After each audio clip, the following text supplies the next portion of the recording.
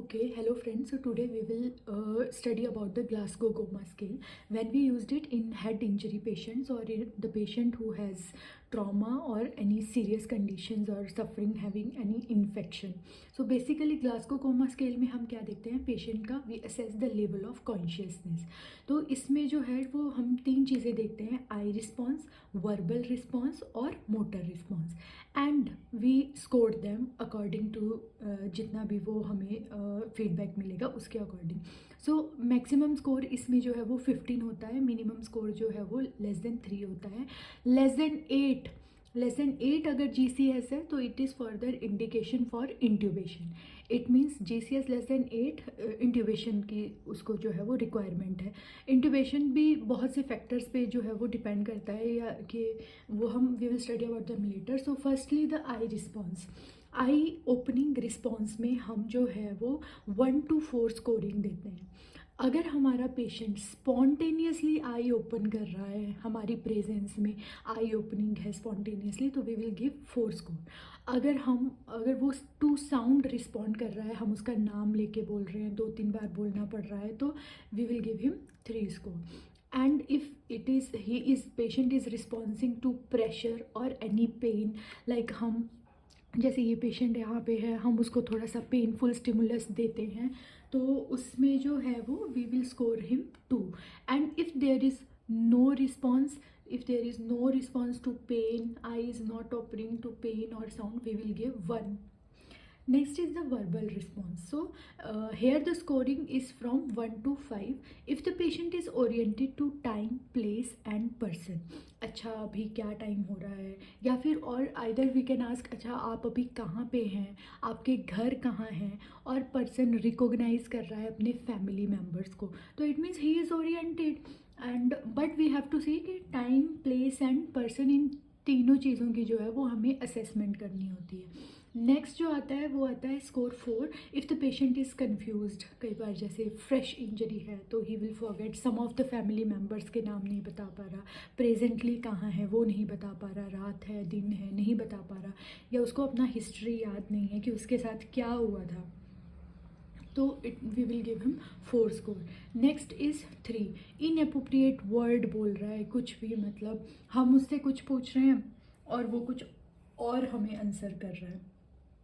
आप नाम पूछोगे वो किसी और का नाम बता देगा, या फिर आप कुछ भी उससे पूछोगे वो सर्कमस्टेंशियल आंसर देगा, उस बात को घुमा देगा. आपने उसको उसकी हिस्ट्री पूछी है, कैसे लगी, आपके घर में कौन कौन है, तो वो कोई और बात शुरू, इनअप्रोप्रिएट वर्डिंग जो है वो शुरू कर देगा. And we will give score 2 to जो इनकॉम्प्रिहेंसिव साउंड्स होते हैं, मून साउंड्स होते हैं, मतलब पेशेंट जो है वो थोड़ा सा कोमाटोज स्टेज में है और नहीं बोल पा रहा है प्रॉपरली, तो we will give 2 score.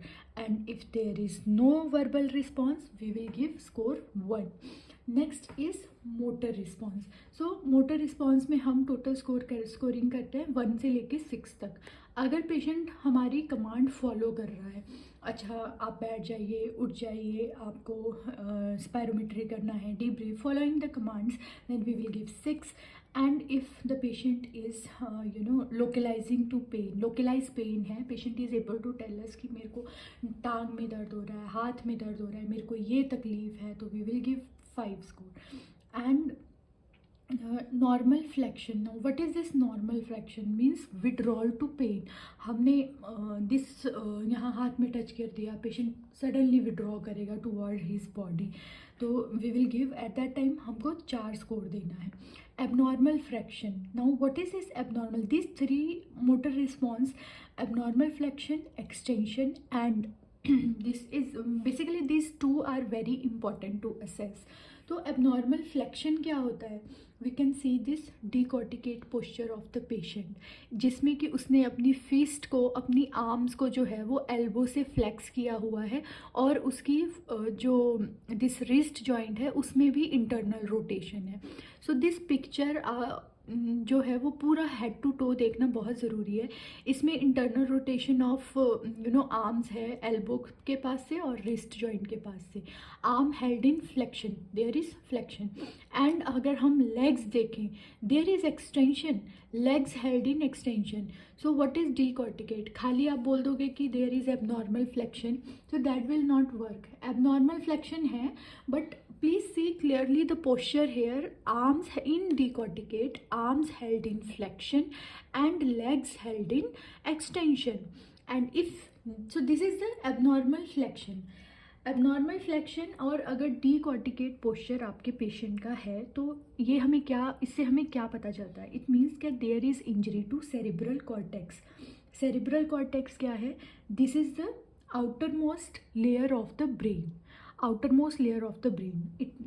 So remember that decorticate postures suggest us that patient's cerebral cortex is injured.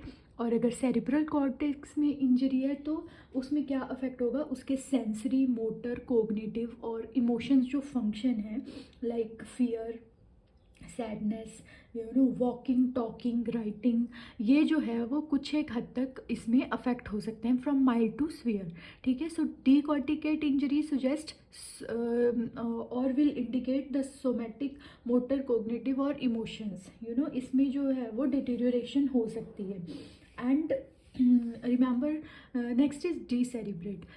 Again here see the posture of the patient, see here the arms straight, arm is straight, but the wrist जो है वो outer, there is wrist का जो है there is internal rotation but arms held in extension, extension of the arms and legs held in extension, there is complete extension of the body, there is no flexion, no flexion। ठीक है, so this is very important photos, और इनको मतलब दिमाग में बिठा लीजिए। Next, कई बार क्या होता है डीकॉर्टिकेट और डीसेरिब्रेट हम भूल जाते हैं, तो मैंने इसको ऐसे याद रखा है कि decerebrate means there is more E, in this word there is more e, so basically this is complete extension. Decerebrate, more e, e means more extension, complete extension of the body। और this decerebrate posture जो है वो क्या indicate करता है? This is the more severe form as compare to decorticate, and this indicate basically the injury to the brain stem. Brain stem जो कि basically it regulates our breathing function, our body temperature, hunger, thirst, sleep, arousal, ये सब कुछ। और ये क्या होता है? basically it connects structure cerebrum to the spinal cord।